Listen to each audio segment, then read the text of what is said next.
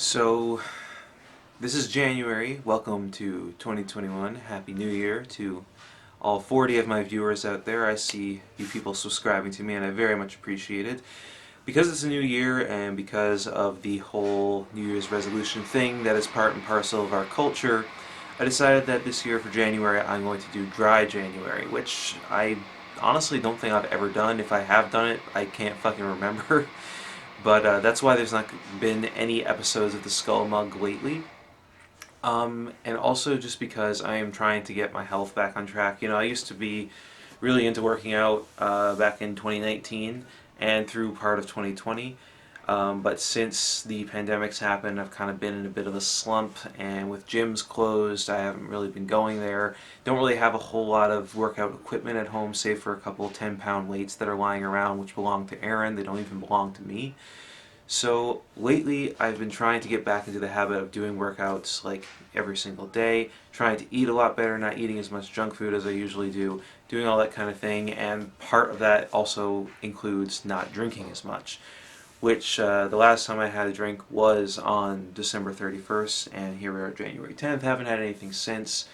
Um, Another reason why is because of the things that are going on in the world right now. They're very, very stressful.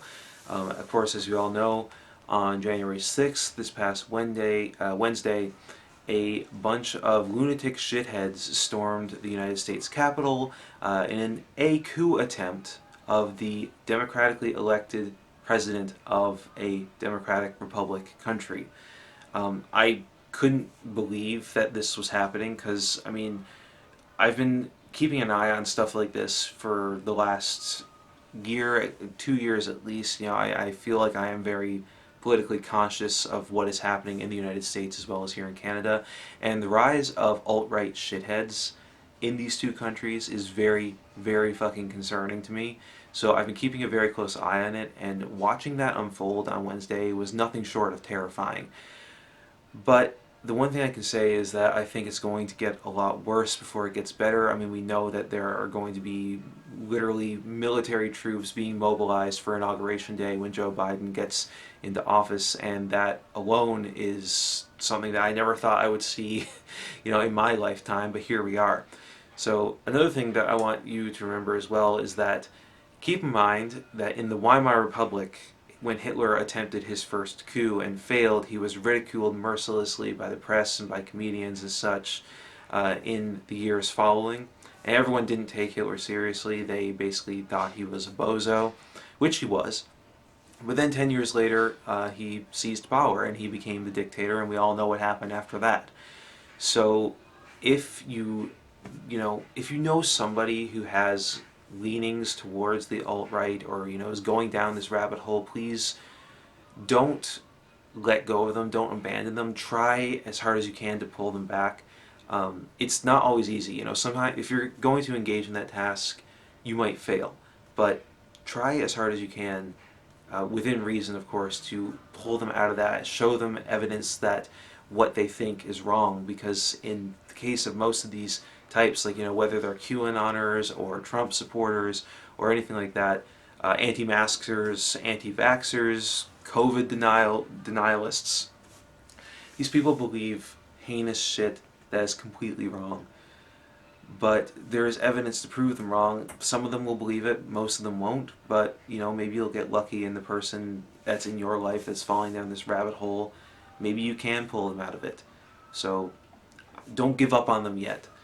But going forward, I think, the people that are in your life that are really close to you, take care of them, take care of each other, just be kind to people, and whenever you see this kind of shit rising, like whenever you see this kind of neo-Nazi buffoonery rearing its head, it has to be squashed. It has to be squashed right there in the moment, or else it's allowed to fester in the underbelly of this country as well as the country down south of us.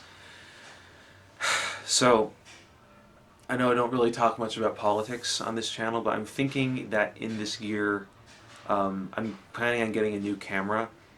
I might actually start a separate channel from this one to talk about politics, because it's something that I'm really invested in, and I feel like the best thing that I can do because of my skill set, whether it's with video editing or with writing, is to do political commentary. I'm a huge fan of a lot of political YouTubers, whether it be Vosh or Kyle Kulinski, The Amazing Atheist, DFAT Fried, those guys. Huge fan of them, as well as people who are even more left-leaning than that, like ContraPoints, Philosophy Tube, Thought Slime. These guys. These are people who I really look up to and have really put me on a path of understanding political ideology a lot more.